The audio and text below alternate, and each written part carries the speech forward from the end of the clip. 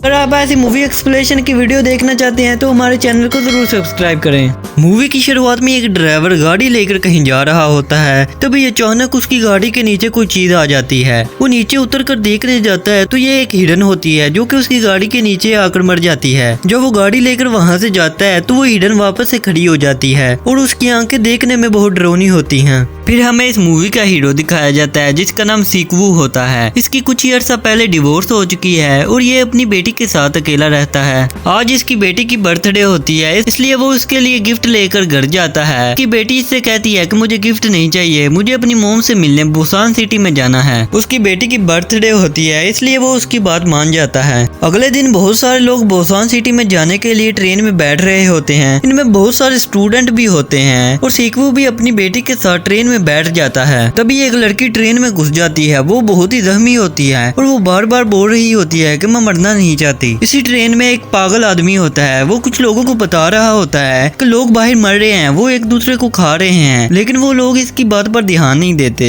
तभी सब लोग टीवी पर देखते हैं कि पूरे शहर में हंगामा मच चुका है, लोग एक दूसरे को काट रहे होते हैं। वो लड़की जो ट्रेन में घुस आई थी वो ज़ुम्बी में बदल जाती है और वो एक औरत को काट लेती है, वो भी ज़ुम्बी में बदल जाती है। ऐसे करके लोग एक दूसरे को काट रहे होते हैं और वो ज़ुम्बी में बदलने लगते हैं। सीक्वू ये देखकर अपनी बेटी को उठा लेता है और ट्रेन के अगले डब्बे में चला जाता है। वहाँ पर बहुत सारे लोग छुप जाते हैं। सारे लोग यहाँ पर बहुत ज्यादा डरे हुए होते हैं, उनको समझ नहीं आ रही होती कि ये हो क्या रहा है। फिर ट्रेन अगले स्टेशन पर जाकर रुकती है। सारे लोग ट्रेन से नीचे उतरते हैं और वो देखते हैं कि यहाँ पर कोई भी आदमी मौजूद नहीं है। वो समझते हैं कि यहाँ पर वो महफूज हैं, इसलिए वो ट्रेन से नीचे उतरकर बाहर जाने लगते हैं। सीक्वू अपनी बेटी को ले जा रहा होता है, तभी वो एक आदमी को देखता है। सीक्वू अपनी बेटी को वहीं पर खड़ा करके उस आदमी के पास जाने लगता है, तभी वहाँ पर बहुत सारे ज़ुम्बी आ जाते हैं। ये देखकर सीक्वू अपनी बेटी को बचाने के लिए पीछे भागता है। एक ज़ुम्बी उसकी बेटी को काटने वाला होता है, तभी वहाँ पर एक आदमी उसको बचा लेता है। उस आदमी के साथ उसकी बीवी भी होती है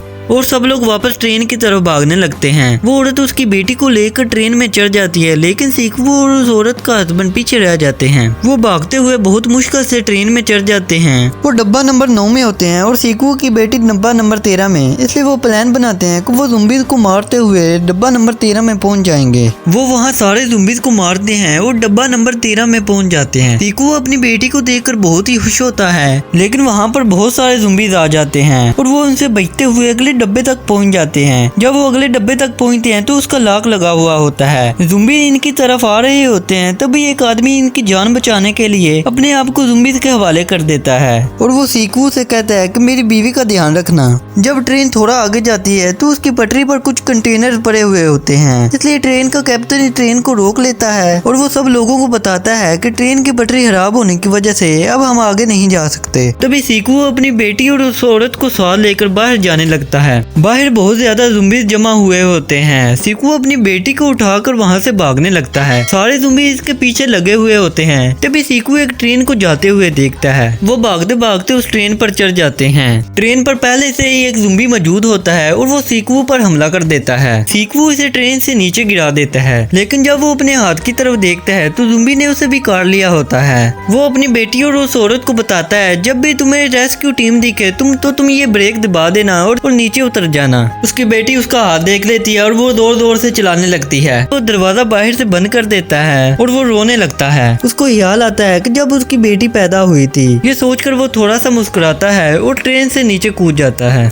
आगे जाकर वो औरत और सीक्वू की बेटी ट्रेन रुकाते हैं और वो एक टनल में जाने लगते हैं। वहाँ पर बहुत सारे आर्मी वाले होते हैं और वो इनको बचा लेते हैं और यहीं पर मूवी खत्म हो जाती है।